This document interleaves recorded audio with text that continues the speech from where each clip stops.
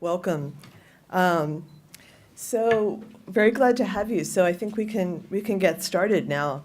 Um, so I'm Rebecca Nadostip. I'm in the history department here, where I teach the history of modern China and Taiwan. But I'm one of the members of the steering committee of the Sawyer Seminar, and I'm really delighted to welcome you to the sixth in our events this year, this roundtable discussion on the displaced living and the displaced dead. Um, so what I will do is just give a brief introduction of our speakers today, and also give to the audience some of the framing questions which I gave to the speakers when I invited them, as a way of opening up a discussion which I hope will eventually involve all the people in the room here today. After that, I'm inviting Professor Kwon and Professor Wagner to present some ideas based on their many years of work, the research and thinking about this topic for about half an hour, and then we'll open it up to a broader discussion. So just to give you a very quick idea, first of all, of the overall idea of this particular workshop and where it fits in with the year-long Sawyer Seminar and displacement in the making of the modern world. The mission of the Sawyer Seminar overall is to create an interdisciplinary discussion informed by the approaches and concerns of the humanities, interpretive social sciences, for the exploration of displacement, not simply as a product of, this is the words of our colleague Bashara Dumani, of other forces, but as an engine for the formation of the modern world since the 15th century. And within that, we've been looking at three different themes in interplay: histories, displacement as a global and historically enduring phenomenon, ecologies, and subjectivities, displacement as an affective and discursive phenomenon. And I think that especially those first and third, but also the second one, are in play with the theme today. And today's topic is, what does the narrative of displacement as a global, historical, ecological, and affective phenomenon look like when we consider the relationship of the displaced living to the displaced dead? So those two groups as common actors. So today's speakers, I'm very honored to welcome, in the order in which they're speaking, Professor Honek Kwon, who received his PhD in social anthropology from the University of Cambridge, where he currently teaches, and he is a senior research fellow at Trinity College there. Prior to that, he taught at the London School of Economics and at Edinburgh. His two first books both looked at the aftermath of the American War in Vietnam, After the Massacre, Commemoration and Consolation in Ha Mi and My Lai, 2006, won the Clifford Geertz Prize, and from the American Anthropological Association. The Ghosts of War in Vietnam won the George McT. Cahan Book Prize. And I think together both of these books really have had an enormous impact in reordering our view of how to study communities in the aftermath of prolonged warfare, pushing our framework of understanding the condition of the modern world beyond one in which ghosts or hauntology operates as a historic metaphor, but one in which we might continue to consider how, as he put it in the second book, the vitality of ghosts still operate, especially under conditions of displacement. After these two works, he turned to consider how the Cold War operated in global history more broadly, publishing The Other Cold War, in which he noted that historiography had emphasized the operation of the Cold War as a time of long peace in the European and North American frameworks, but in the post-colonial and post-colonial world, a different reality operated altogether in which civil war and other forms of violence still continued. He has also published the book co-authored with Byung-Ho Chung, North Korea Beyond Charismatic Politics, which explored the theater, ritual, and mechanisms of state politics during the era of Kim Il-sung and Kim Jong-il. And he is currently working in a collaborative project, of a multi-year project called Beyond the Korean War, which is meant to reconceptualize contemporary Korean history. Professor Sarah Wagner, who is Associate Professor of Anthropology at George Washington University, has published widely on the aftermath of war and the role of DNA technology in a socially embedded context, both in the Balkans and in a global context as well. Her first book, To Know Where He Lies, DNA Technology and the Search for Srebrenic's Missing, showed how DNA operated in DNA identification operated in a socially embedded context. And her co-authored book, Srebrenica in the Aftermath of Genocide, written with Lara Netherfield, also revealed the social embeddedness of memory and politics in the aftermath of war, genocidal violence, separation and displacement. Her current research focuses on the U.S. government's attempt to account for its service members missing in action and presumed dead from World War II, the Korean War, and the Vietnam War. Part of that project is a monograph, Bringing Them Home, the Identification and Commemoration of Vietnam War MIAs, which traces shifting civil-military relations and notions of national belonging through recovery and return of remains to surviving families. So again, looking at technology in a much broader social and political context. But she has also published numerous articles on the reach and limits of technology and commemoration in the creation of narratives about the war dead and thereby about war itself. So the questions that I posed to our speakers that I would like to examine today, at least in part or in whole, was how we can think about examining the human terrain of displacement via the web of relationships between the living and the dead. I asked them to think about such possible topics as scale, perception, and power. How does our observation of displacement across landscapes and populations shift when we take the world of ancestors left behind or continually cared for into account? And some of these, that particular question has come into particular light or emphasis, for example, when we look at the ongoing conflict and struggle at Standing Rock, for example. But there are many more historic instances that reveal this, this kind of negotiation or web of relationships. How do we account for the displaced dead across time and space? What are the ways in which we can perceive and write about the relationships between the living and the dead, often amidst histories of violence or disruption, in which the latter are not reduced to a spectral metaphor on one extreme, or a functionalist explanation of human behavior on another? Is it possible to accord the displaced dead agency of their own, or will they forever be subject to the display of power by the living? Finally, can our understanding of the patterns of the human landscape of the past inform our approach to the terrain of displaced death in our present, or have changes in scale and technology severed those links?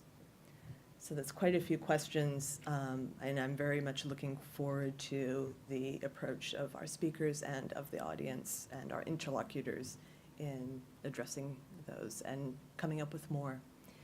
So I'll turn the microphone over to Professor Kwon first and then to Professor Wagner. So thank you very much. Please, Professor Kwon. Hello. Do you hear me? Yes. Yeah. Yes, we can. Thanks very much for that. Great things are great amount of work. And mind you that I also worked briefly, rather informally, for the Vietnamese army for their forensic activities. I stress informally, and then afterwards, I did work as an external advisor for a year for the South Korean army for their MIA missions within their territories, and then some of the remains, I think I did take part in excavating, who recently repatriated to China.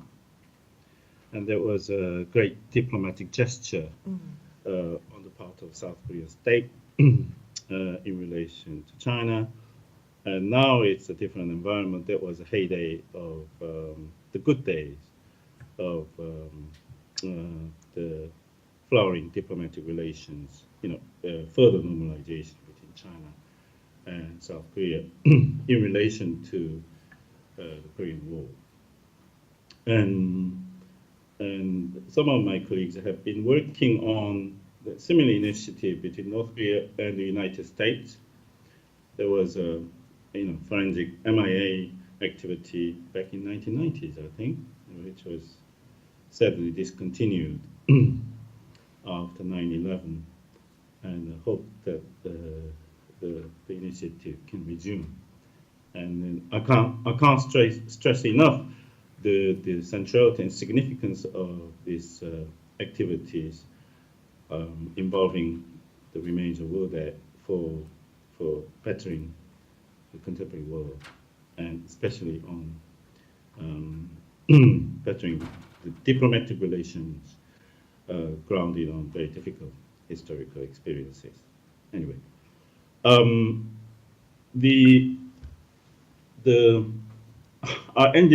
came back from Toronto last night. I ended up writing a paper because I don't know whether because it's a big topic. I thought I have to get my head straight, and so I might have to read part of it and try to improvise parts of it as well.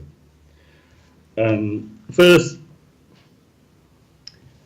I think in this significant time, we hear the news about refugees, particularly from Middle East, but not solely from the Middle East today, and it hits these news hits the face of the world public on a daily basis. And UNHCR reports that now is a time of an unprecedented humanitarian crisis in modern history. And this is indeed the case. However, there have been other unprecedented crises in recent history. Each time is unprecedented. And according to Peter Gatrell, a friend, an author of this, I think, important book, The Making of the Modern Refugee, Oxford University Press, 2013. The mid-20th century witnessed an unprecedented, in his words, mass population displacement in both scale and intensity caused by, quote, the collapse of multinational empires, the emergence of the modern state with bounded citizenship, and the spread of totalizing ideologies that hounded internal enemies, and the internationalization of responses to refugee crisis. Unquote. Page 2. But I do, in my previous research, I focus on the way in which mass displacement continued in much of the following eras, throughout what we call the Cold War era, despite the claim that the global bipolar political confrontation, according to some observers of the Cold War history in North America, such as the Yale historian Mr. John Lewis Geddes, was an exceptionally long, peaceful time in international history. So the second half of 20th century gets into this confusion between, on the one hand, the characterization of the time as long, really exceptionally long, peaceful time in European and transatlantic and broadly international history, and realities that come contrary to that characterization in other parts of the world. And the other disturbing fact is that mass human displacement, once on the horizon, just doesn't some of the is part of this global phenomenon doesn't go away and has endured these incredible longevities. And I personally grew up in the neighborhood of Camp Walker, one of the United States military bases in South Korea, located in the provincial city of Daegu, which was a Japanese military air base before 1945.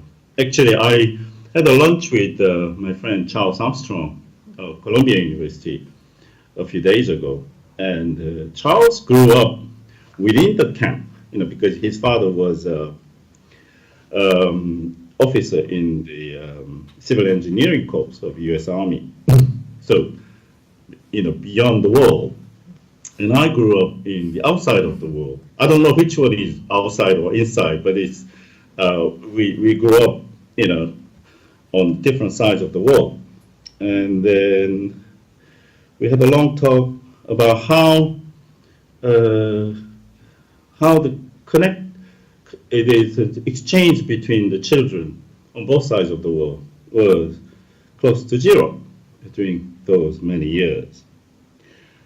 Anyway, in my memory, nearly every adult in the neighborhood was a refugee, war refugee one way or the other, and had a history of being a refugee during the Korean War, 1950 and 1953.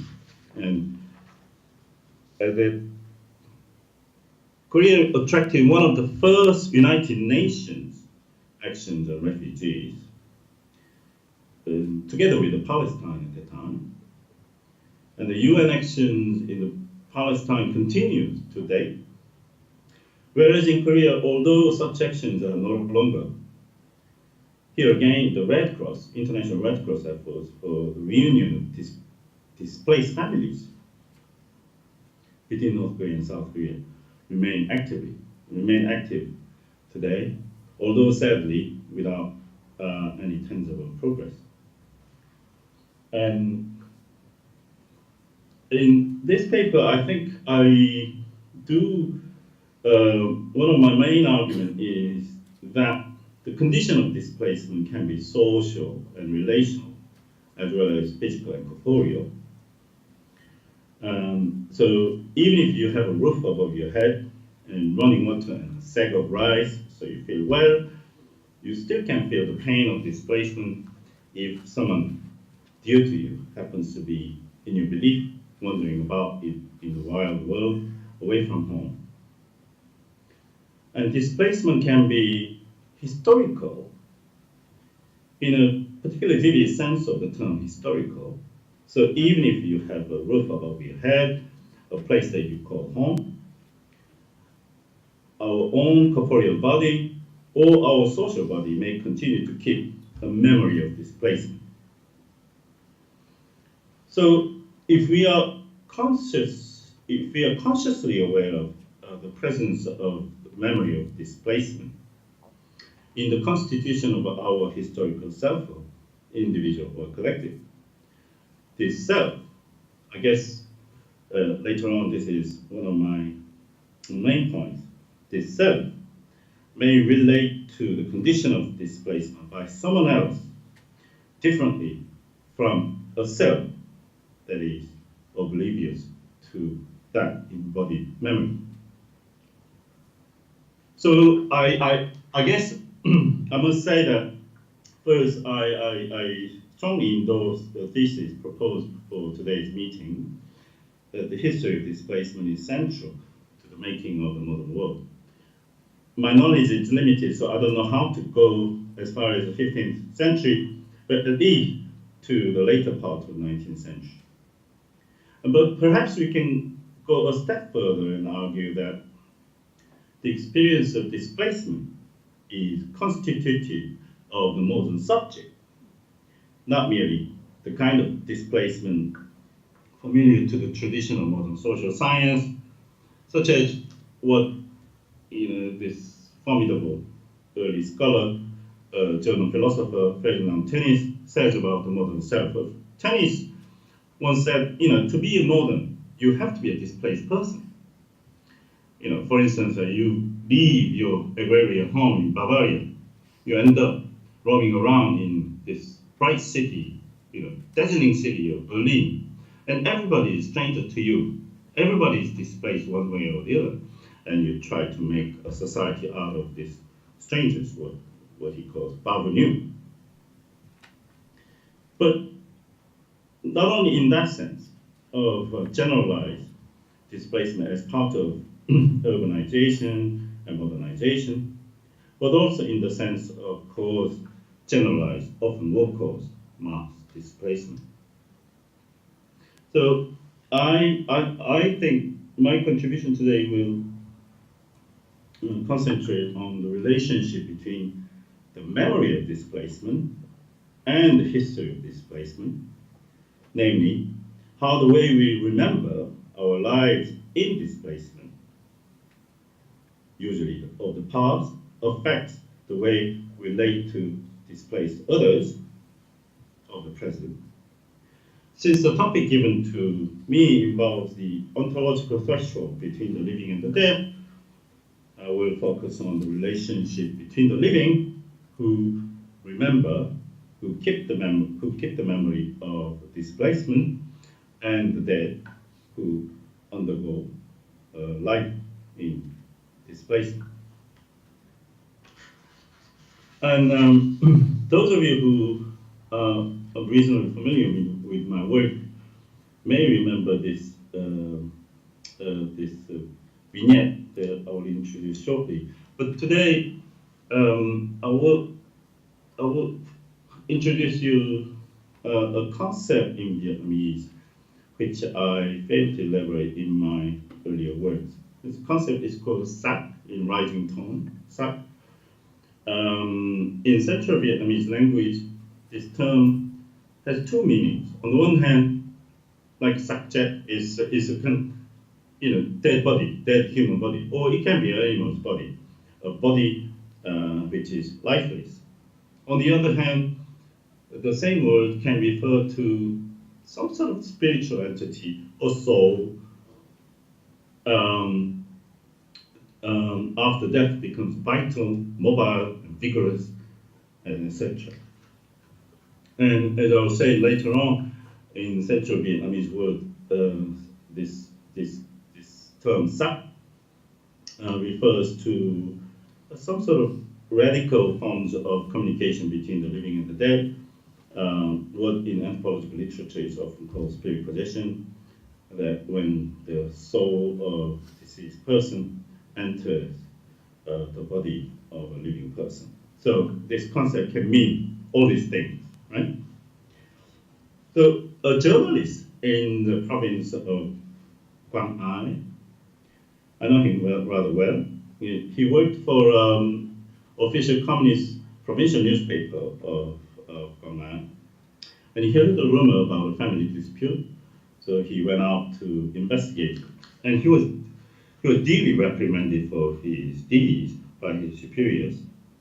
Although the rumor was such an ordinary, conveyed such an ordinary family affair, which was very commonplace in this part of the world. And the rumor was about a younger brother having a dispute his elder brother, but there was a twist in the story. The younger brother was a living person, acting official, quite high up in the hierarchy in the Provincial Communist Party, and his younger brother happened to be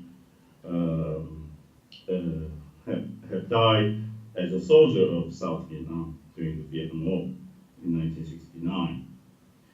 So the following is what the townspeople told me about what happened in this family, not the journalists.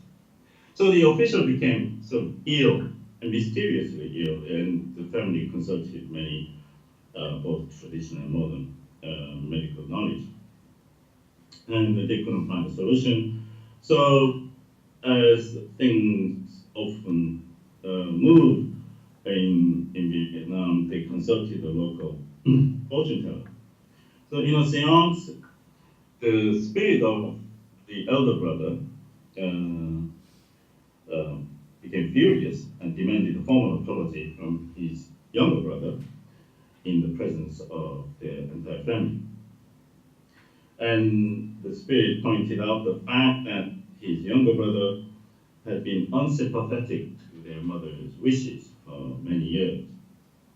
So for many years after the war was over in 1975, the party official's mother had been preoccupied with finding her missing son, and this provoked a series of conflicts within the family.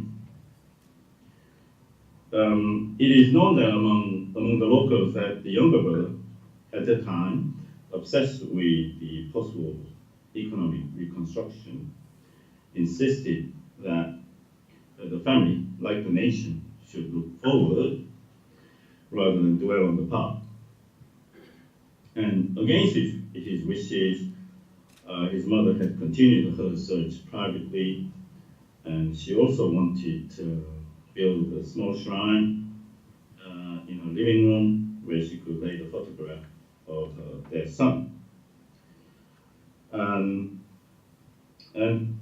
by doing so, she clashed with her other children who disapproved, particularly in the home of an acting official of the Communist Party, the idea of displaying the picture of a soldier, former soldier of the Saigon Army, was a politically tricky thing indeed. So against this accusation during the first meeting with the fortune teller, the official had to eventually admit his misdeed in the presence of his younger siblings. And the whole saga eventually led to the family going a long way to the central region of central highland region of Vietnam, to the borderland between Laos and Vietnam, and they managed to find the remains of the missing man. Don't ask me how these things work, and I did take part in some of these occasions, but is many in Vietnam do find their long missing relatives remained by this popular religious means. And so, as I said, the concept of Sap is special among the several Vietnamese terms that refer to human body. It means corpse, a dead body, a body that is lifeless and immobile. But it can also mean the related yet opposite condition of soul that is free and full of life. So when the body dies, a common popular Vietnamese idea is that the soul becomes free and can move among the places of death and the place of burial, as well as among other places with historical attachment and where its historical identity is remembered, such as the domestic ancestral shrine. The drama I introduced briefly earlier in the party official's family closely relates to this concept of Sap, and the elder brother's spirit's intrusion developed into discovery of his remains and brought back home and given proper burial. And afterwards, the whole episode developed into a change, a very significant change, both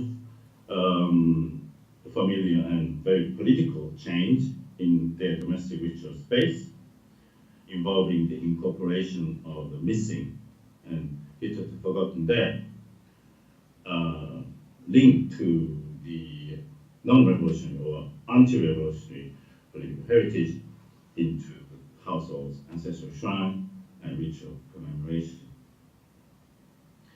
And stories of this kind are so commonplace, and it's really familiar, but they're really familiar to the people in southern and central Vietnam.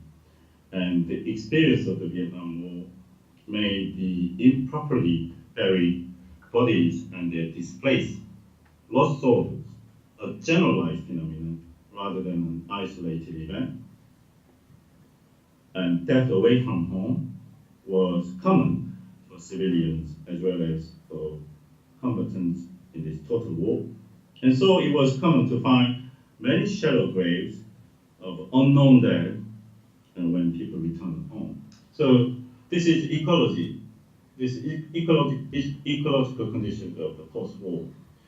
So you live in a village, and some of your close kinsmen are missing, and their bodies are not properly interred in the home place. And so their afterlife is in trouble in their moral conception. That's one story. That's kind of moral landscape of post-war Vietnam. On the other hand, more physical, so ecological condition is the village is full of these shallow graves of people you have no idea of. So there are strangers buried in your home village, and there are the people of home village missing from home burial. So this is this is in a way both forms, both missing and the intrusion of strangers into the village are both consequences of generalized situation of displacement in death caused by war, and the two together pose a great crisis, traditional cultural commemoration. And added to that, the post-war revolutionary politics of the unified Vietnam and the state politics of memory added further dimension to the crisis of afterlife displacement, such as the elder brother of this family, his remains were missing, but at the same time, even if the remains were buried in home place, his memory would have had trouble in being cared for at home. So this post-war politics of memory meant that for the local communities in the southern and central regions, what was South Vietnam during the war, a large number of family ancestors, except the chosen few in those parts of the state, were literally stripped of a home, a place where they can be remembered according to the appropriate rituals, and thus relegated to the category of displaced spirits. This is political displacement. So, and further category is what the local Vietnamese villagers consider the most tragic condition of human historical life is total destruction of homes in a violent war, which resulted in the termination of family life and the consequent loss of the very social basis of death commemoration. There is nobody left. So the condition of having a displaced afterlife, missing from one place and unknown in another, relates to this another important concept in Vietnamese mortuary culture, because it's literally death in the street. This concept coexists with the opposite concept, death in the house or death at home, chết nhà, the this conceptual scheme broadly relates to the contrast between good death and bad death presented in the traditional sociological literature of death and death ritual. And this house-centered dual conception of death in the traditional Central Vietnam places the ritual practice of commemoration between two different surfaces of memory. On the one hand, there's an ancestral shrine placed in the interior of the house. On the other, the milieu of street wandering displaced spirits of the dead. So typical act of commemoration here is consists of kowtowing to the ancestors and then walking to the outside and repeating the action to the imaginary world of displaced spirits. So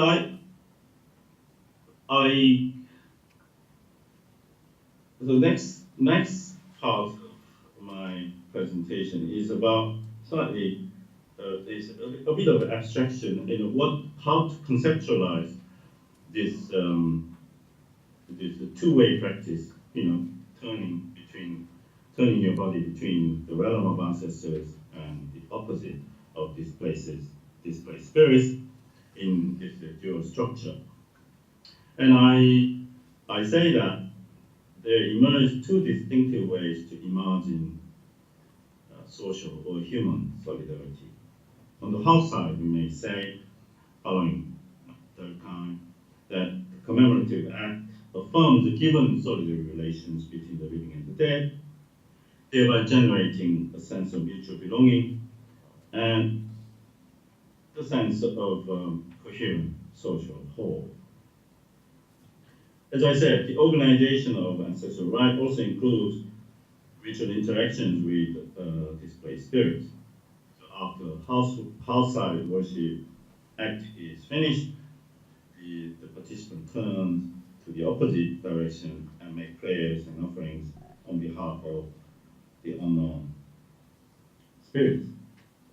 So these spirits, unlike ancestors who are believed to be settled in the temple, do not have the privilege of having a home.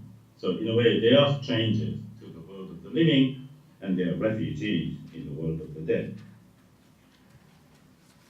So the villagers offer food and drinks to these unknown spectral historical identities as part of their seasonal and daily routines. And the world of displaced spirits, because they are displaced and they don't have a home, and they're agitated, and they are much more dangerous than ancestral spirits in kind of moral conceptions, which is intelligible. And so the world of displaced spirits and the domain of bad death in traditional Vietnamese moral sensibility is best avoided.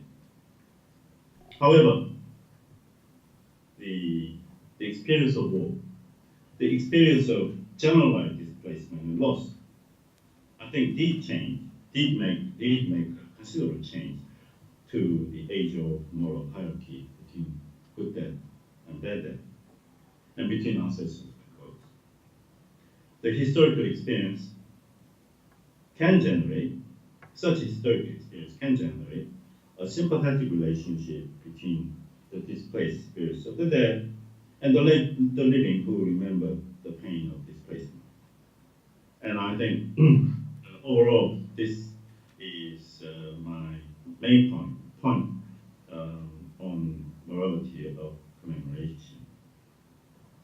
The realm of ghosts or displaced spirits, moreover, does not discriminate its inhabitants on the grounds of race, nationality, political ideology, or other secular differences. But therefore, the spirit of a former combatant, including U.S. combatant, and that of a local Vietnamese villager who has lost the social basis of commemoration due to decimation of family genealogy, have equal entitlement gestures of recognition and remembrance from the local. So in this imaginary and yet culturally authentic reality, perhaps we can witness how one of the hopeful visions of Immanuel Kant's perpetual peace, the rights of strangers, in order to build a peaceful world, you have to protect the rights of strangers, is actualized. And we may call it a gesture of hospitality because it's unknown, they are not tied to you, and you don't have any moral obligation to the refugees in the world of the dead. So let's call it, for a while, a gesture of hospitality. But this act of hospitality may be seen instead as an act of reciprocity. If you imagine, let's imagine. So I offer a cup of fresh water and a bowl of rice gruel to a stranger, a refugee in the world of the dead. I'm not doing this as anyone, but specifically as someone who has lost a close relation to the world's power of destruction and dislocation. Then it is possible to imagine that when I make these offerings, I do so not as a gesture of hospitality to the unknown, but rather hoping that someone in a distant place will do the same to my dearest who happens to have lost. This ethics of reciprocity embedded in the act of commemoration is far from my own imagination, but a theme that is grounded in the traditional Vietnamese literary art, which I can't get into today, going back at least to the 16th century. Maybe that's something to do with 15th and 16th century. So even if we, this is my concluding paragraph. Even if we can't do much to remove the politics of mass population displacement from the face of the earth, and we feel powerless in relation to the plight of multitude of displaced people. Therefore, what I think ordinary people in Vietnam do today proves at least that we can do something for the displaced there. Key to their ethical practice is the awareness that the experience of displacement is constitutive of my moral historical selfhood, individual or collective. If we can do this for the dead, we can, and I believe, in principle, do the same for the living and among the living. One of the legacies of modern social science, especially that of Emile Durkheim, has it that what we do for the dead is in actuality what we aspire to become and how we envision our society to be. That's all. Thank you.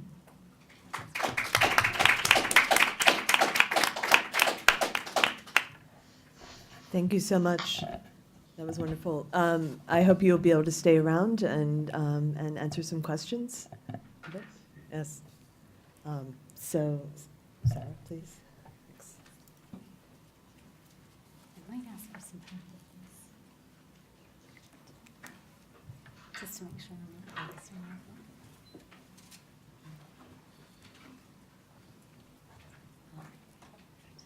Yeah, if you don't mind.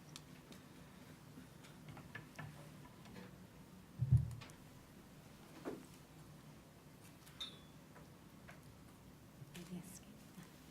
Okay, the point is, it's still not coming here. From the beginning. Go ahead. Yeah, thank you. No, the point is, it's not coming here. Okay, perfect. Excellent. Can everyone hear me all right? Yes. I'd like to begin, first of all, by thanking the organizers of this event, and especially to Rebecca, having invited me and presented such an evocative title, this framing of thinking through the displaced living and displaced dead. It fits perfectly with some of the questions I've been asking in my more recent research. But it's also been an excellent opportunity to look back at a place where I've been engaged ethnographically for the last 15 years or so, and that is in Srebrenica, Bosnia and Herzegovina. So I entitled my talk, Between the Living and the Dead, Ties of Care and Remembrance in Post-War Srebrenica. And yet I'd like to begin not with this place, this context, but rather with a quotation that is especially evocative to me these days as I'm thinking about relationships between the living and the dead, not just displaced, but those who are very fixed in time, fixed in memory. It comes from the novel The Corpse Washer, Sinan Antun, the Iraqi writer. In this moment, in this passage, his narrator, the protagonist, is looking out at a pomegranate tree in the courtyard outside his father's workplace. The workplace is the mortuary where his father has for decades washed and embalmed the bodies of the deceased. And so in this moment, and he's looking out at this pomegranate tree, and I should say part of his reflections are because the pomegranate tree, he knows, its roots are nourished by the very water that has been used to cleanse the bodies. And so he poses this question: do the roots reveal anything to the branches, or do they keep what is painful to themselves? And then he goes on to contemplate that connection between the living and the dead. He writes, "The living die or depart, and the dead always come. I had thought that life and death were two separate worlds with clearly marked boundaries. But now I know they are conjoined, sculpting each other." I wanted to use this particular passage as a launching point, in part because it begins us with the metaphor of the tree. And those of you who can recall an article from Lisa Malki years ago, which took us to task for thinking through a notion of belonging, particularly national belonging, through the metaphor of the tree. That is, we are rooted genealogically, we are rooted territorially in place. Yeah, and when we are uprooted, when we are displaced, forcibly displaced, we become unmoored as citizen subjects, but also as moral beings. So goes the logic, and she pushes back against that. And so here too, Sinan Antun is pushing back and yet inviting us to think about the relationship between the roots and the branches. There is a connection. He notes that I had thought, his protagonist has thought that these were clear boundaries, the living and the dead. And then, and perhaps it's the metaphor of the tree, that shows him they are conjoined. Not only are they conjoined, but they are conjoined in a reciprocal relationship. And that's where I'd like to begin in thinking through post-war Srebrenica, this notion of displacement, the displaced living and the displaced dead. How are they conjoined in bonds of reciprocity, particularly in bonds of reciprocity that have to do with caring for and remembering the past and remembering individuals who lost their lives, communities who were destroyed.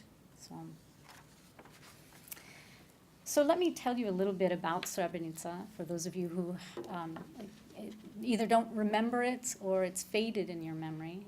Srebrenica, in many ways, has come to crystallize for particularly regionalists, those who study the Balkans, as the event, right? It's known as the worst atrocity to occur in Europe since World War II. So it's taken on this kind of iconic status.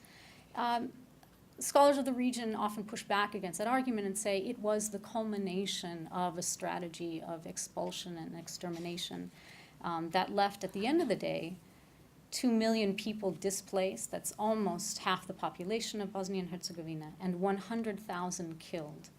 Of that number, 100,000, 30,000 at the end of the war were missing persons. Missing insofar as their remains had never been recovered, their fates had not been accounted for. And within that number, as we're moving down in scale, Srebrenica constituted the most iconic event. There were 8,000 missing men and boys from the enclave of Srebrenica. This is a photograph from 2004, well after efforts to rebuild the city had begun. And it's a good place for me to start in trying to get you to imagine what displacement meant both wartime and post-war, and why Srebrenica stands out for myriad reasons. So Srebrenica, during the war, became a safe haven, and literally the UN anointed it a safe area as tens of thousands of refugees from eastern Bosnia were displaced when the army of Republika Srpska and forces from what had been the Yugoslav National Army began to push non-Serb populations out of that territory. Some people managed to leave the country, others fled to so-called free territory, while others stayed closer to home and ended up in this enclave, this area that was Srebrenica, the city proper, but also the outlying hamlets and villages. So we want to think of Srebrenica and its history of displacement, the displacement of living, as one that happened in two stages. That is, the initial displacement. And in fact, if I were being a little bit more nuanced in my analysis, there were displacements that were taking place during the 3.5-year war as well within that enclave. But then there was the displacement when the Bosnian Serb army decided to overrun the enclave, really to challenge the UN and Hionik is absolutely right. We need to think about what happened in former Yugoslavia within this larger narrative of international intervention or inaction, where forced migrants in the 1990s were the object of a policy of containment, and that's a residual policy from the Cold War. You saw that play out when the UN established these safe areas. But the safe area fell, and the UN failed to protect it. And in the wake of that, some 25,000 women, children, and elderly were loaded onto buses and literally expelled from the territory and brought just to the border of what was so-called free territory, controlled by the Bosnian army. And then there was the displacement of the dead. And again, I want to stress that this is what makes Srebrenica particularly, or distinguishes it, right, in this, particularly among the international forensic community. And that is those who were captured and killed, the 8,000 Bosniak men and boys, they suffered a series of blows, a series of violent acts, not just in their moment of detention, but also in their execution. The overwhelming majority were captured and killed, executed en masse, and then what happened to their bodies afterwards. So these individuals were buried in mass graves. Because at this point in time, there was plenty of international awareness and oversight, from satellite imageries to intelligence on the ground, that these individuals had been killed, their bodies had been disposed of in this manner. And so, still occupying, controlling that territory, the perpetrators returned to the sites of the primary mass graves in the weeks and months that followed the Srebrenica genocide. And with heavy machinery, with backhoes and dump trucks, they dug up, transported, and scattered the remains into secondary mass graves. So this is the other form of displacement, the displacement of the dead in a very concrete, material sense that set Srebrenica apart. It was also both of those displacements together, right? So the living having been pushed out of the enclave, some of whom would then go on to be resettled in third countries, so the United States, Canada, Australia, Western Europe. Others internally displaced and would live for decades, over a decade, in temporary housing. They began, as soon as they could, to mobilize and demand, right? Demand an accounting, demand that their loved ones be found. In the beginning, this is when the displaced living conceived of their displaced dead not as dead, but as possibly living missing. Yeah? So that term missing meant something very different in the immediate post-war years than it does now. So they were insisting upon the international community especially, but also national, local officials, that those individuals had an obligation, a responsibility to account for, to locate, to care for the missing. And so that brings me Well, I apologize. I have lots of slides, and sometimes I get so enraptured with these ideas that I forget the slides. This is merely a map to demonstrate the way in which the network of mass graves, but also execution sites in eastern Bosnia. But now let me turn to reciprocity. So, anthropologists have long studied the social ties between the living and the dead and the rituals that mitigate this movement across what Sinan Antun had talked about as the separate worlds. The responsibility of caring for the dead falls to the living, and its faithful enactment reaps rewards, social and otherwise. But in contexts such as Srebrenica, in post-war contexts, we have a different set of questions that can arise. First of all, what happens when care is interrupted? When aberrant death or prolonged absence suspends ordering practice or renders it impossible altogether. I and others have thought through the conditions in which violent conflict tends to produce ruptures. So ruptures in death itself, the circumstances of death, but especially social practice. So you find that parents now are burying their children. Bodies go unrecovered, fates remain unknown. Remains are returned incomplete to families who have themselves been dispersed or torn asunder. And many of us have studied and examined the role of the absent and the unnamed bodies in reestablishing order in the wake of violence, not only through ritual practice, but also, and we tend to focus on this, in terms of political discourse. So we've documented how the living often advocate for the missing and the deceased by drawing authority from their social proximity to the victims.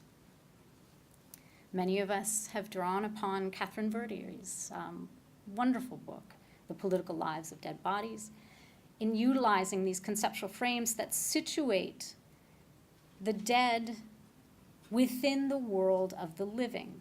So more often than not, privileging the state in mediating care. And I do want to stress that I'm a part of that conversation. I think maybe as over the years I begin to think about the theoretical implications of that privileging, right, of privileging the state and privileging the politics of dead bodies. And so I see more clearly now that these frames tend to instrumentalize the dead and the missing in ways that obscure the more fundamental relationship of obligation arising when violence ceases.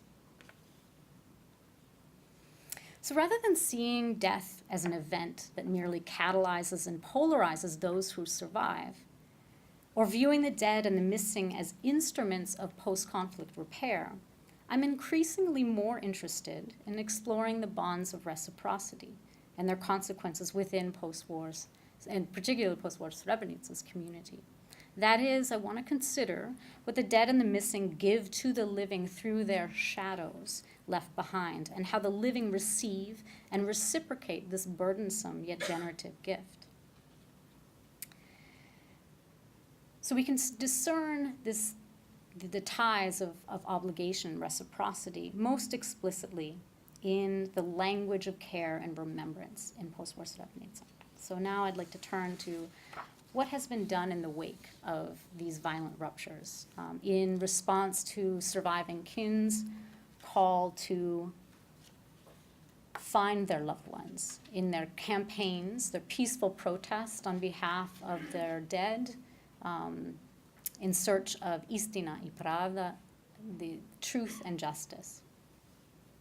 So on the one hand, it was they're asking for, and they were successful in many ways in agitating for the international community, but also the national community, to live up to its obligations to resolve what I wrote about in my first book, the twin aporia, the twin voids, the absence of a body and the absence of knowledge.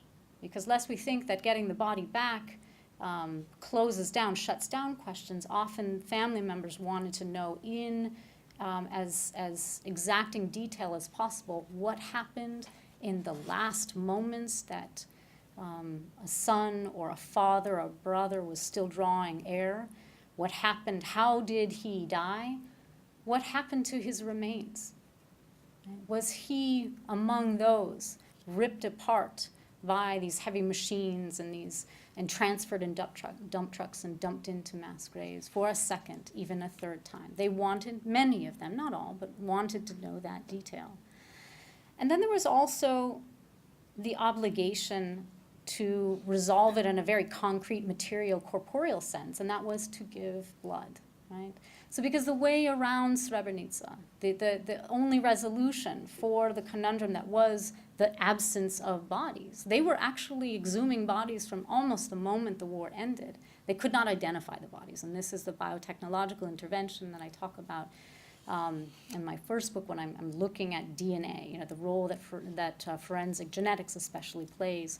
But I want to think about it now almost in a different lens, and that is the obligation the family members had to give blood. Because it was, and this echoes a little bit of what Hyonik was just talking about, that it's an ethics of reciprocity that involved them not only in the search for and the accounting for their individual missing, but that they recognized they were part of a community, and without their drop of blood, yet another person might not be excluded or might not be identified. And then finally, the obligation to bury. And this is about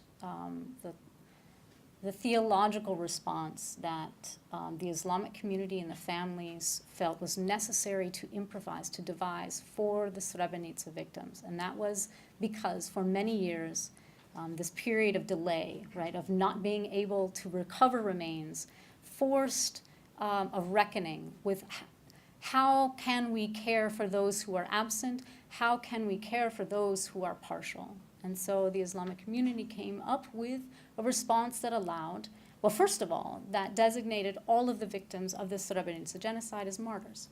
And once given the status of martyrs, many of the ritualistic criteria, practice of care could be set aside. Yeah? Not in a negligent way, but in a way almost like a benevolence to the families, that if only one bone is recovered, it does not have to go through the ritual cleansing. The clothing does not need to be removed from that or buried with the individual. Right? They're now allowed families to make choices. When do they bury? And this was extremely important to surviving family members who had to tease out for themselves when and how and what is enough and what is the best care. Because most of the Srebrenica families understood the absence as an absence that, the absence of a body and the absence of care for that body as a violation of the soul of the deceased, right? And they were in a reciprocal relationship that had been almost paralyzed, paralyzed by the lack of material, of the practice, right? The practice of burying, the practice of having a grave, the possibility of reciting the Fatiha for that person in that space. And so the Islamic community gave them a way to resolve that. If only one bone was identified, there was no need to have a complete or almost complete body. If no body was identified, one could still erect a permanent tombstone, a nishan. I'll show you a photo in just a moment. And so all of these were sort of the demands, both that the surviving kin were placing upon their officials, right, their political leaders, but also their religious leaders, to respect the obligations, respect the duties that the missing asked of them, the dead asked of them. And then finally, they insisted upon a place. And here we have an interesting twist in this idea of displacement, both the displaced and the living and the displaced dead. The creation of the Srebrenica Potočar Memorial Center, which was established in 2000, so 5 years after the end of the war and 5 years after the Srebrenica genocide had occurred, families insisted that their dead needed to be buried together. They died together, they should be buried together. That's a phrase that I kept hearing from the families explaining why they chose not to bury their loved ones on their own property, right, in their own little village's cemetery. This was a choice to break from Bosnian Muslim tradition, particularly in eastern Bosnia, whereby a collective center that could be kilometers, significant distance away from their ancestral homes, these families chose to consecrate that ground as sacred and to designate it as the space where every year on July 11th, those individual bodies identified over the course of the year through primarily DNA testing would be buried together, sanctified, witnessed, ritual of interring them. And so the international community was eager to oblige with this, in large part because it made sense in the international refugee regime's logic of containment. There was also the sort of call and answer. We want these people to go back, right? So this, I don't know if you remember, those of you who study forced migration, that in the 1990s, this was supposed to be the decade of return, right? And so the Balkans was yet another area where they could test that. Would people go back to their pre-war homes? What would be the necessary physical, social, political, economic conditions that could enable that return? The international sponsors, in particular, the High Representative, which is essentially like the protectorate presence that the international community left in the wake of the war, they deemed this as yet another instrument by which they could facilitate reconciliation. Now, ask any of the Srebrenica families, and they'll tell you we have zero interest in reconciliation. What we have interest in, istina na prava, we have interest in truth and justice, and for us, truth means a body back. It means the opportunity to care for that body in a place of our choosing. And so where did they choose but Potocaj, which is a little village near that city center Srebrenica I showed you, which was the site of where it all began. Again, that's their language. It was the space where the UN peacekeepers had their compound. And so the families insisted, this is where we will reconvene, we will reassemble, literally through the forensic process, reassemble the bodies of our loved ones, we will reassemble the male lines of our families, we will reassemble as the surviving kin, generation upon generation, from diaspora to those who had returned, right, who had physically gone back to their pre-war homes. The Memorial Center, in this sense, aligned with the international community's expectations of repair as an instrument, not as an end, I should say, and we can talk about them a little bit.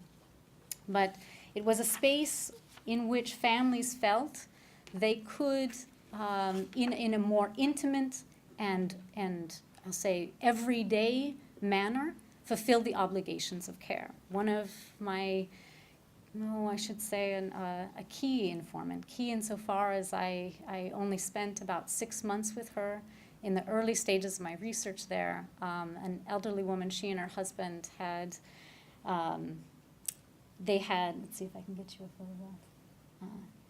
photograph. They lived far up in the hills above the memorial space. They had lost 2 sons, a son-in-law, and 2 grandsons. And for them, even though to live up in those hills, far from the advantages of being among a community where someone could care for them, they insisted on this space, on returning to a pre-war home, even though they could barely walk down to the memorial center, because the proximity, the social proximity to their dead, now at this stage, even though they themselves have died, all of those kin, all of those men and boys are now buried in the Srebrenica Potocaj Memorial Center. And the old woman, as she was trying to explain to me, why would she return? Why did she need to be close to this cemetery? She said, you go there, you commemorate, you caress the earth of the grave the same as if he, the person buried there, were alive. We pray for them, say prayers for the bodies that are buried there, and then we head home. For her, that proximity of the grave and the home, even though it was not her home, right? They themselves ended up buried very close to their little house in the hills, but their sons and their grandsons needed to be in the Srebrenica Potocaj Memorial Center so that they would be with the others, right? Sa ostaleme, so with those who survived and died together, or those, who died together, they were buried together, and it gave them the opportunity to go visit. For her, she imagined it as an everyday activity. She could not carry it out. And she herself was buried not next to them. That was not allowed because they were not victims of the Srebrenica genocide. In a similar vein, the head of the Islamic community, the now Reis Ulema Kavazovic, who at the time I was doing the research was a cantonal head cleric, he explained the importance of the cemetery and the memorial center being close to the villages, close to the homes of the returnees, allowing them to visit the deceased. In these words, he said, "Our concern is the spiritual life, and in some way it is connected to our dearest. For us, they are not dead. We believe, especially the martyr, for us he never dies. From generation to generation he lives, as long as he is living, as as he is living in our memories in some way." This echoes the very language that's now inscribed on these are the permanent white tombstones from the Quran. "And call not those who are slain in the way of Allah dead, nay, they are living, only ye perceive not."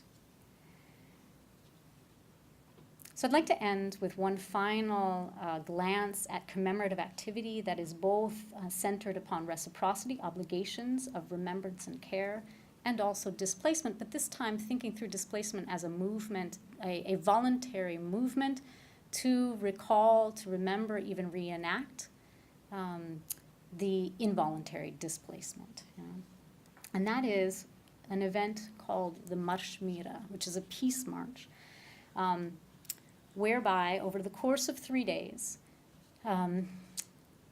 people who choose to do this, and it's a range of participants from survivors, those individuals, men and boys who survived a trek by which they escaped from out of the enclave to free territory. It was a column of about 15,000 people who tried to get to free territory. Approximately 6,000 of them were captured and killed. And so they've decided, the organizers of the Srebrenica Poticaj annual commemorative events decide back, I think in 2004, to create this reenactment whereby they rather than starting from Srebrenica and pushing out, they began in the so-called free territory and retraced the steps of those who survived and those who died. So it's a grueling, it's an arduous task. It's a really, I'll be honest, it's a strange collection of people who participate in this. There are those, as I say, those who survived it, those who are close kin to the survivors, those who did not survive it, they're close kin. But then there are school groups, there's invariably some Turkish youth religious groups who take part in this. There are international activists and journalists and artists. And so people decide that it is a way to assemble, to move across a landscape that is deeply divided. You move from the Federation, the Bosnian Serb, the Bosnian Croat, Bosnian Muslim-controlled area of the country, and by day 1.5, you enter into Republika Srpska, where the landscape changes both in terms of commemorative objects, but also the very atmosphere as you're passing through individual villages. In the first day, you have Bosnian Muslim households who are hosting the trekkers, opening up their yards, serving coffee and pastries. Invariably, this is a Bosnian march whereby there's not these little Dixie cups of Gatorade. Rather, these guys like to drink their coffee and smoke their cigarettes as they're hiking for 110 kilometers, which in and of itself is, physically an arduous task. And I wanted just to highlight that it's, to me, this act of moving, right, of retracing steps in order to recall is integral to the way in which Srebrenica lives on in the diaspora's memory, but also, if I can borrow from Alison Landsberg, the prosthetic memory, that is experiential memory that is created through participation by experiencing something that which you do not remember or do not know. I think there's also a sad irony in contemplating the connection between Srebrenica's past and present through the prism of mobility. For 3.5 years, the people of the enclave were bound by a harsh topography of war. Apart from rare opportunities for evacuation, the wartime population of refugees in Srebrenica was stuck. It was cut off from outside aid and trapped by hostile forces. So Just as coerced immobility dictated how people experienced wartime Srebrenica, the possibility, indeed the necessity, of reopening and reclaiming that space has characterized the commemorative activities in the years after the war. Much of this post-war reckoning of the past involves and invokes movement. People travel to remember, often across oceans and time zones. They squeeze their bodies into the suffocating tight crowds assembled at the Memorial Center on July 11 to remember. They walk some 20, 30 kilometers a day for 3 days, retracing the steps of the men and boys who tried to escape in order to remember. They board buses bound for sites of detention and execution to remember. Now, from other instances, apart from Srebrenica, we know that movement does important commemorative work. Movement activates, it transforms, it connects the person in motion with a space and with fellow travelers. In the context of memorials, such movement often occurs in a ritualized, sensorial manner. Voices are hushed, or sometimes raised. Fingertips brush across the surface of etched stone. Mementos are left and taken. The same is true of Srebrenica. The flow of bodies directed toward a specific destination, a gravesite in the cemetery, a place of prayer under the musalla, that's the covered prayer space in the center of the memorial center, a path leading back into the enclave. All of these movements, they elicit and channel the flow of memory. And thus, movement is toward the dead. I would say it's not quite a pilgrimage, though I should acknowledge that many Bosnian Serbs see the memorial complex itself as the Bosnian Muslims' Mecca. I also want to underscore that the dead move too. They enter into imaginaries, nudging those who stayed and those who left to act on their behalf. If heeded, remembered, honored, they hold the power to reaffirm redemptive narratives of the past and the future. Art historian Amila Buturovic wrote in a beautiful book that takes into account modern practices, she dates it from the 15th century onwards, in Bosnia and Herzegovina, in the book called Carved into Stone, Etched into Memory, this idea of the role that the dead play in activating and animating landscapes. The role of the dead is not just to tell about the past, but also to retell the present and the future. Though dead, they live on in everyday public domains, ushering new commemorative ethics in a close connection to political self-affirmation. And I'll leave you with one last practice.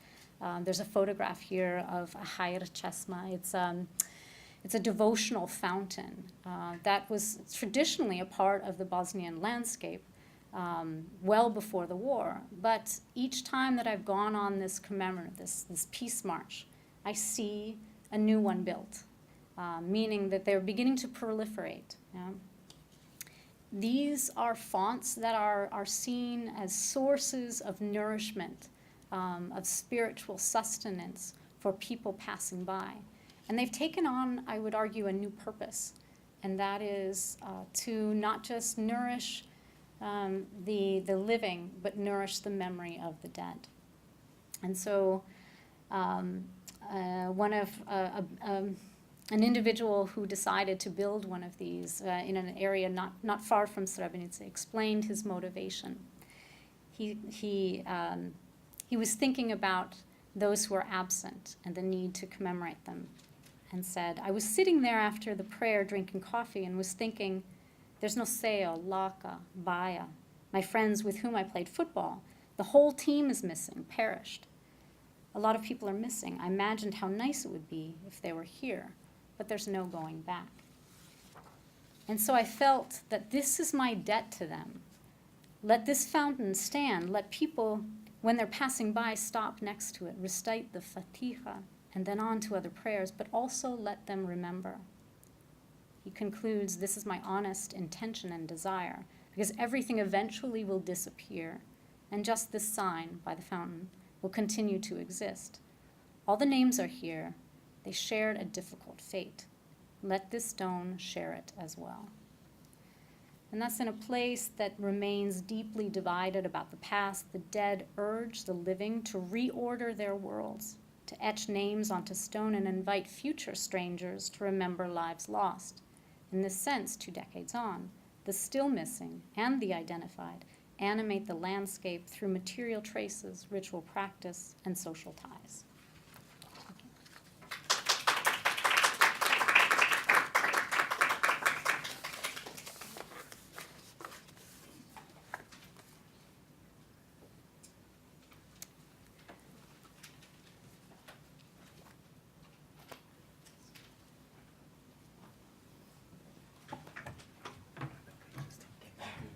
In order for our speaker from English to be able to listen to us, we'll have to change this to his set.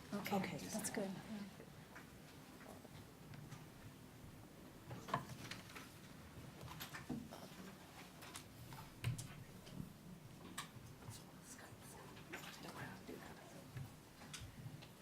So we're just bringing, bringing all the speakers back, and then we'll take some questions.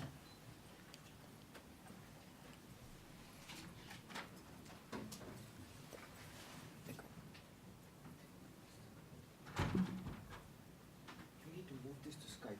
Yeah. Okay, okay. Where is he? Okay, no worries. Okay. Oh, hello. Okay. We're back. Can you hear me, Professor Kwan? Yes. Okay, great. Thank you. So we have about half an hour left for questions. I have some myself, but I think maybe we can just open it up to the audience at this point.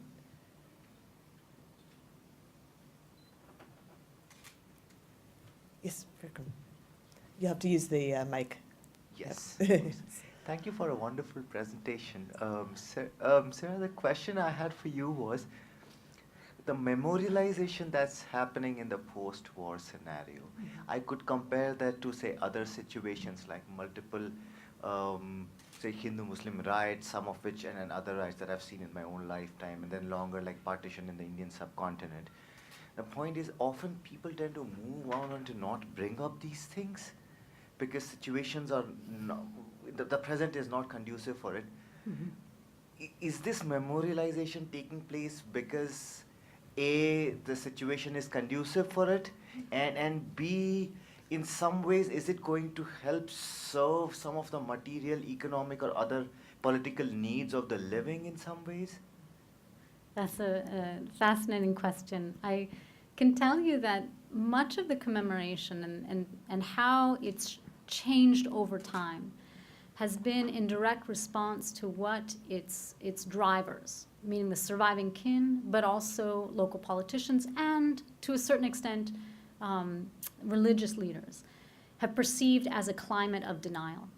And so in that climate of denial, whereby the crimes, the victims, are not acknowledged, or at least not perceived to be acknowledged by the perpetrators, there remains a fractured discourse, at times a silence that angers, that spurs a very pointed way of remembering, that invokes victimhood and, by extension, criminality responsibility.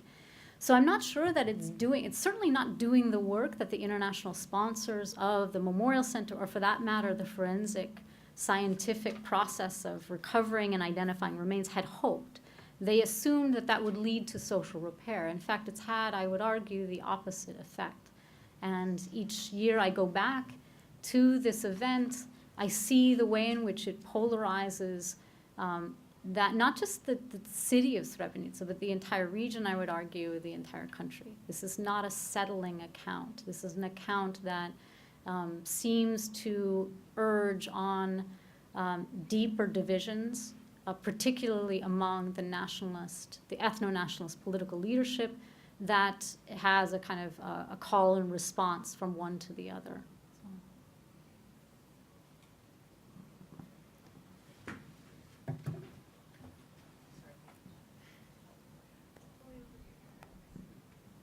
Yes, thank you as well for the talk. And you had sort of located your work in a larger space where scholars have looked at how the state has instrumentalized these deaths and presented new questions about reciprocity and these other ties. And what I'm curious about is how these two things fit together in this particular situation, whether they tend, you've said a little bit about it, but whether these are at odds or they're more or less working together. And I was thinking a lot about the Argentinian case, for instance, as you were presenting, because there seemed to be, for instance, with giving DNA, that was something that would not have happened in Argentina because people were afraid at that point. But yeah, if you could just generally give a sense of, how these families and these people needing to enact this reciprocity, how that's operating with the state and the international community as well, and whether those things are at odds or dovetail. Yeah, no, this is a really good question, and I would also invite Hyonik to weigh in. I mean, much of my recent contemplations, I've recent in the last few years, but certainly not as well informed in my first book, which was looking at this process of identification and thinking through the workings of biotechnology, both in response to innovative violence and as an innovative measure of repair. I think I focused, in large part because the political discourse is so polarized, that I was drawn to almost instrumentalize in my own right the way I saw that process. Looking at reciprocity does not preclude an appreciation of the political give and take. It's just asking us to think about other forms of obligations, so other bonds that are not exclusive from the political sphere, but that also give more nuance to both the living and the dead as beings, as human and social beings. And so when I nod to Hyonik in that much of his work helped me to think about reciprocity, sort of both writ large, but also from one individual to the other, from one village to the other. So I want to stress that my corrective is not that the political is not important, hardly. Just that sometimes it eclipses what I think to be much more fruitful ways of understanding social beings and the social action of recovering and commemorating. Yeah. Yes, would you like to comment on that, Professor Kwon? Yes, I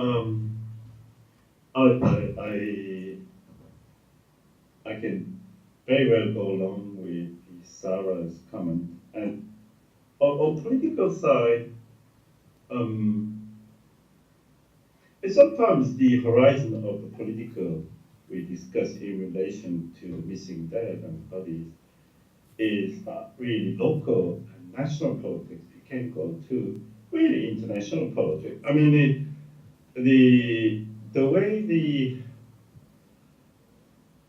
after in Vietnam case, for instance, after 1975, there were many opportunities for the United States to resume its diplomatic ties with United Vietnam on many occasions. But main justification for the denial of normalization of diplomatic ties was the accusation that Vietnam was, concealing the bodies of U.S.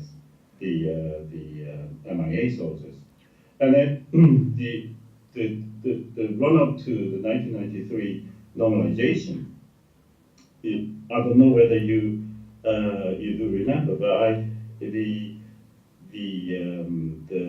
MIA missions and body finding missions and this disclosure of the Hanoi government's the secrets of files about kept POWs and MIA was a key issue. So in a way, in a larger scale, I think the remains can be a locus of international conflicts, as well as starting point for the different sort of international ties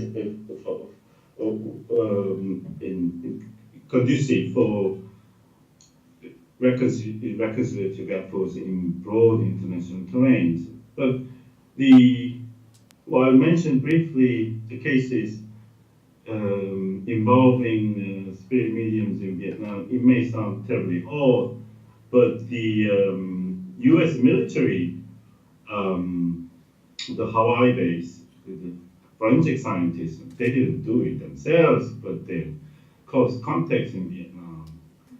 They couldn't find the bodies because the United States government asking for bodies. If you want us to, shake hands with you, give us bodies. Yeah. But they couldn't find bodies. So they resorted this group, kind of officially recognized group of spirit mediums and body finders, and just combed the entire Central Island for a few remains of fallen U.S. Air Force pilots, and they did find a few. So that helped. But so politically it's definitely there, but sometimes the scale of the scale of the political can stretch from local to regional and even international. That's what I have to say. Yeah, definitely political. Hi. I was wondering what were the various local responses to the demands for DNA identification in the context we talked about. I was thinking in the context of Kashmir, where in 2008, as certain civil rights local group, they identified around 3,000 mass graves, mass and unnamed and unmarked graves, in some of the districts in North Kashmir where they were able to work. And this they kind of related to around 9 to 10,000 missing people since 1989. And they immediately, the demand was, I mean, the government ignored it, of course, but their demand was that some kind of inquiry should happen. At the same time, some kind of DNA identification should happen, because they had identified around 2,700 graves. And they thought that if they were allowed to work in all the districts, so they only worked in certain districts where they could go without getting attention from the state. So their argument was that if they were allowed to carry a wider survey, the number of the unmarked and mass graves would link up to the number of missing persons. And while a lot of people supported it, one of the first very interesting reactions came from the Association of Parents of Disappeared Persons, which is a group of women who since the late 90s have been sort of campaigning, going from pillar to post, looking for their sons, daughters, husbands, whoever. But at the same time, their claim was always in a very rhetorical sense. So one of the lady who heads the association, Parveena Hangar, she would always say, "Give me my son back." I'm not giving up the fight for looking for my son. He was 18 or 19 when he was picked up, and since then it has been like 25 years. So one of her first reactions was, "This is nonsense. There should be no DNA testing. I want my son back." And which in a sense, what APDP does monthly is they hold a protest in one of the public parks at the center of the city, where they just grieve, in a sense, cry and say, talk out loud about their missing people. Eventually they kind of changed the position, but their initial reaction was, no, our children cannot be dead. So I was just wondering what were the responses from locals in the context of certain. Yeah, I think, so first of all, I want to flag that very question of whether or not DNA should be used or whether remains should be located, exhumed. This is an issue within the forensic, anthropological, forensic, scientific community working in post-conflict societies that they have yet to resolve well. I mean, they're very competing notions. Now, in Bosnia and Herzegovina, because DNA was necessary for Srebrenica, and I should argue that the Srebrenica kin, so the surviving families are the ones who pushed and pushed and pushed for the use of DNA, right? Because they had understood quickly that traditional forensic techniques would not be successful in identifying remains that are so heavily commingled. So it was coming from the families. And the International Commission on Missing Persons has taken that as sort of license to then take the model forged out of former Yugoslavia and use it as this is the way to fix mass fatalities in as the tool in the toolkit that's appropriate in various different mass disaster, mass conflict. And then you have forensic anthropologists, particularly from Latin America, and especially from the forensic team in Argentina, that say you are missing the fundamental question: what do the families want?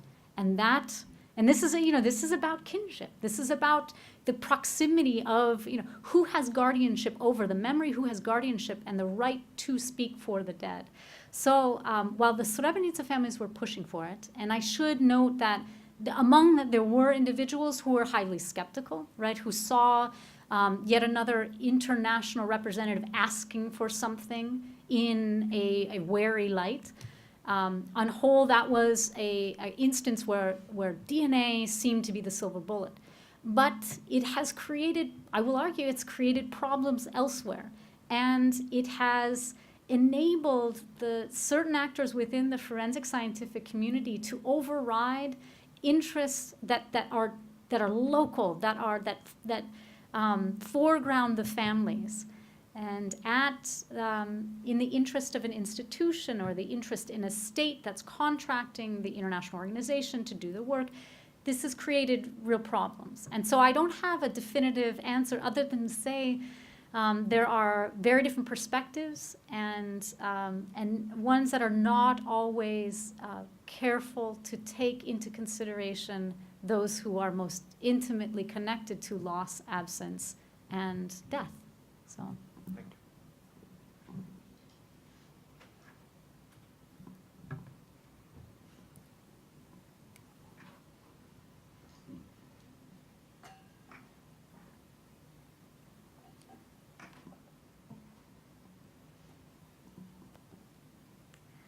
I just had a pretty straightforward question, but you were referring to the Islamic community having made the legal determination for those who had died to be shuhada or martyrs.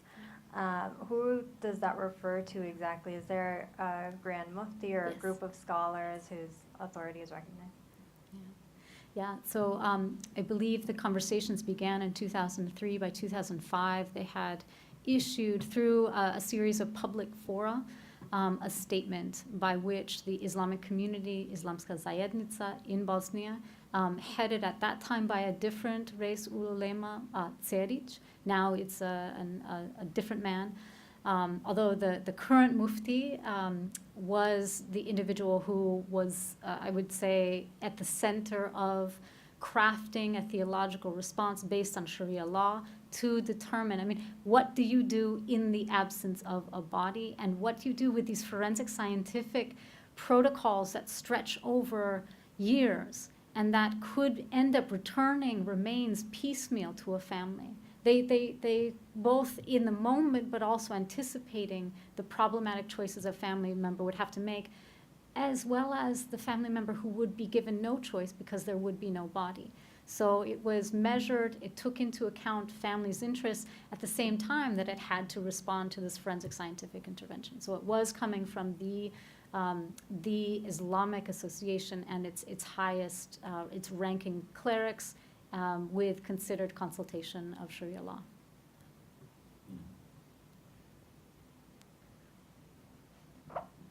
Yes, thank you very much. I enjoyed these presentations very much, and I was also intrigued by the strong presence of the Durkheimian language of responsibility and obligation and reciprocity. And this idea of a ethics of reciprocity between the living and the dead. And while I can follow very clearly the ethics of obligation or responsibility of the living towards the dead, I wonder about the obligation that the dead might have. And if we think in terms of reciprocity, if you may elaborate on that. I have an answer, but I would love first for Hyonik, who is, as I say, much of my own ideas have been influenced by his writing, which I always think, oh, it's so Durkheimian, and that's a positive thing for me. So, yeah. Oh, well, I'm very happy to be called Durkheimian. Do you see me?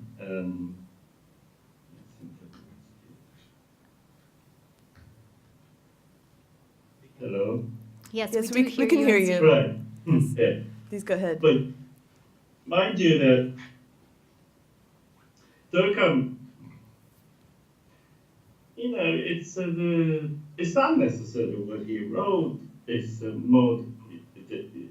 I think some of you must be aware that he lost his son André to the trench warfare, 1915, I think. And he was working on two books, I think, one on ethics and the other one on education. And he gave them up. And then he lost the Elan Vital and he passed away.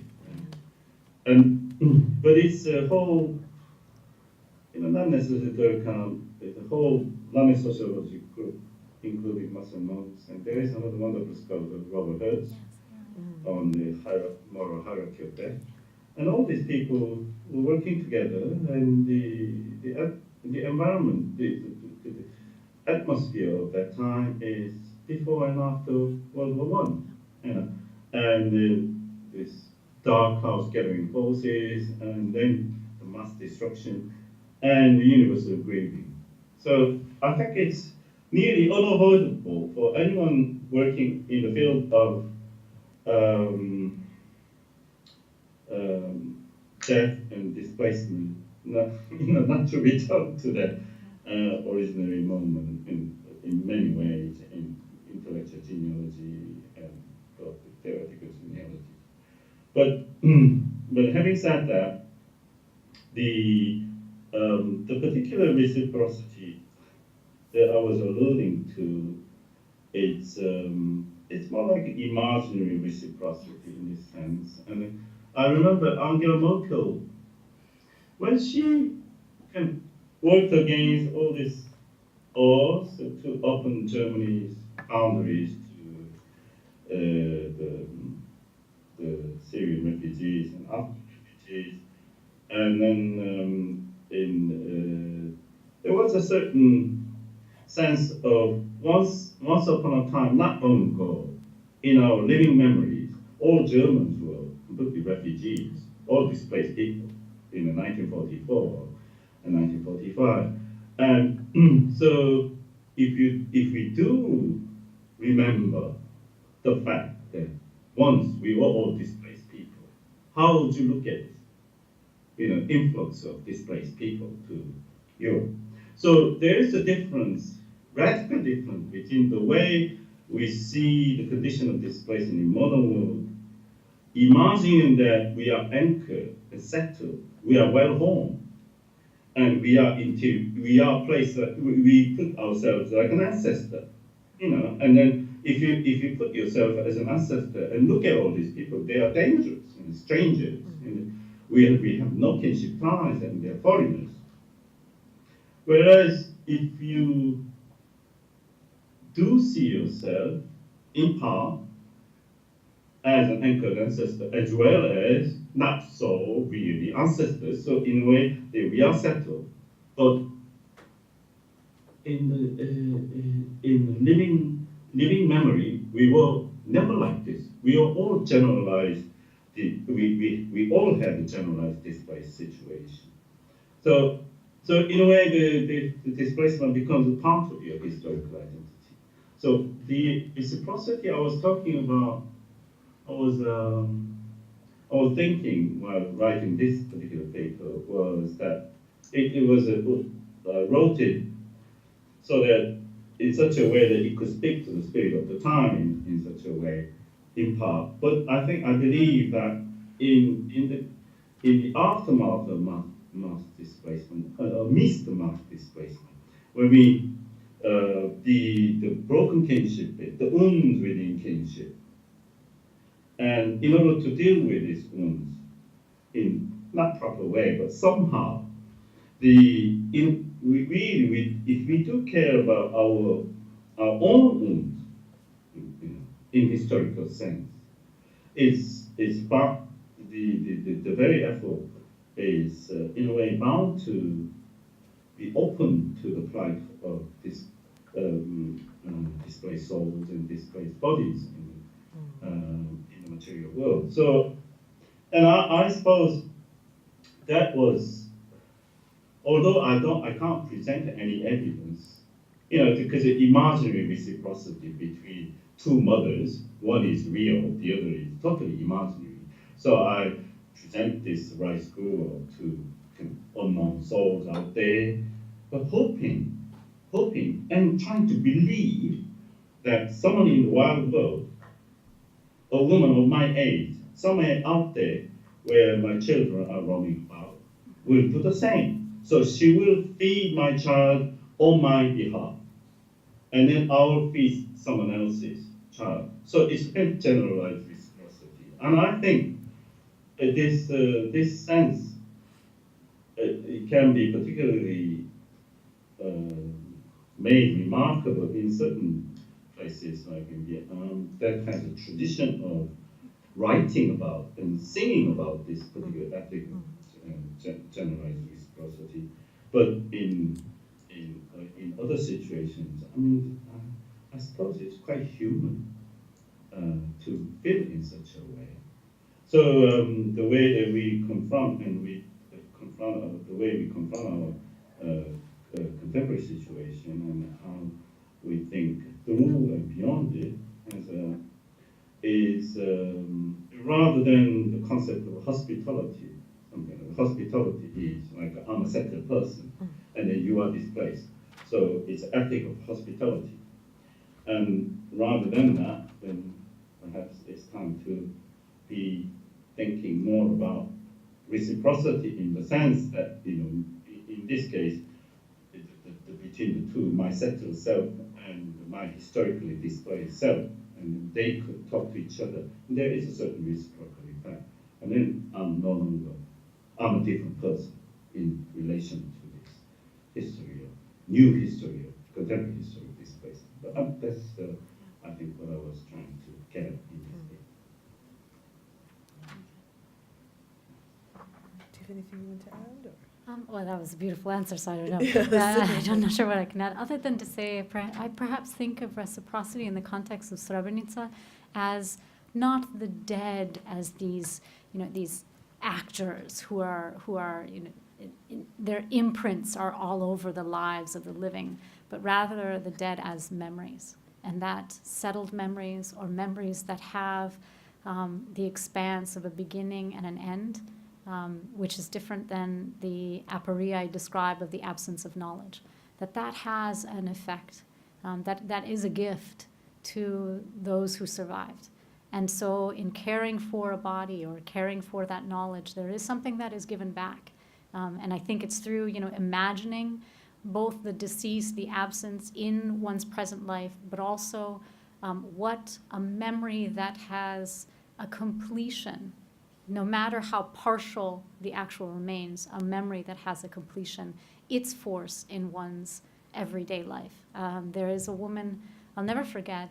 It was one of the most moving interviews with an older woman who had returned to her pre-war home along with her best friend. And their village, their hamlet had been utterly wiped out. They were the only two surviving.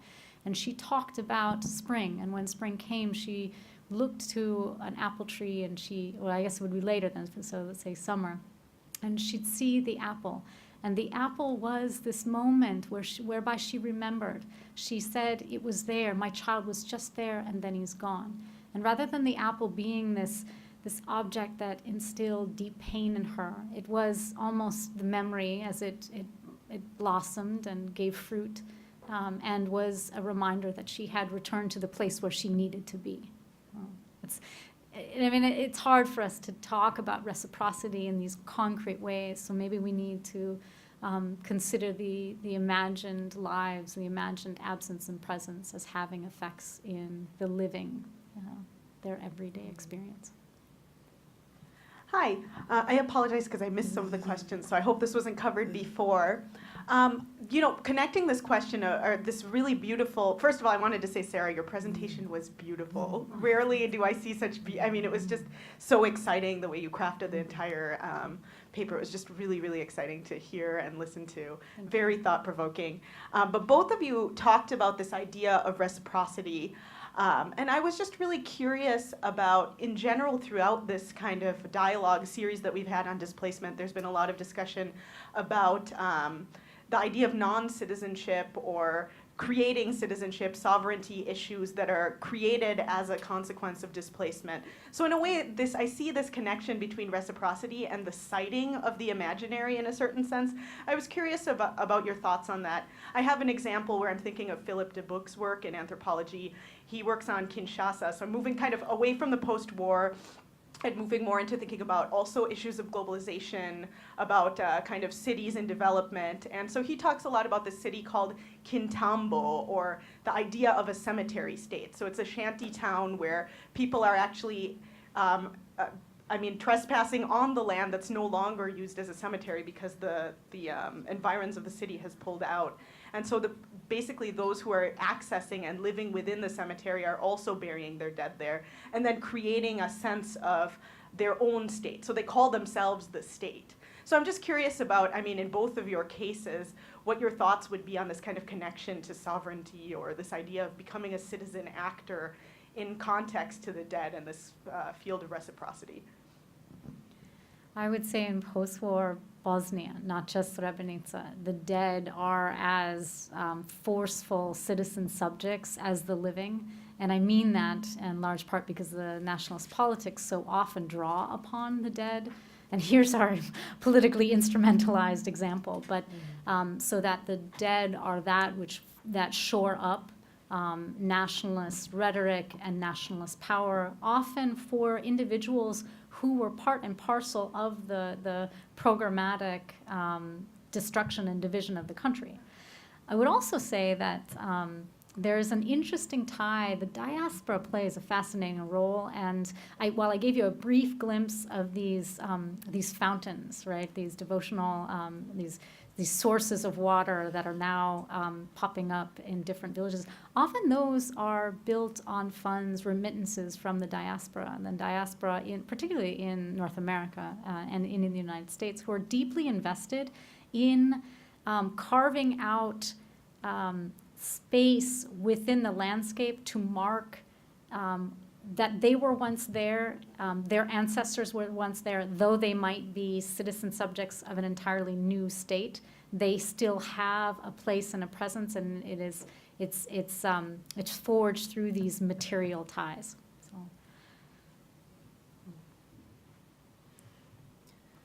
Yeah, I think so. We've reached time, and I'm very conscious, especially that that Professor Kwon is nearing the very late hour.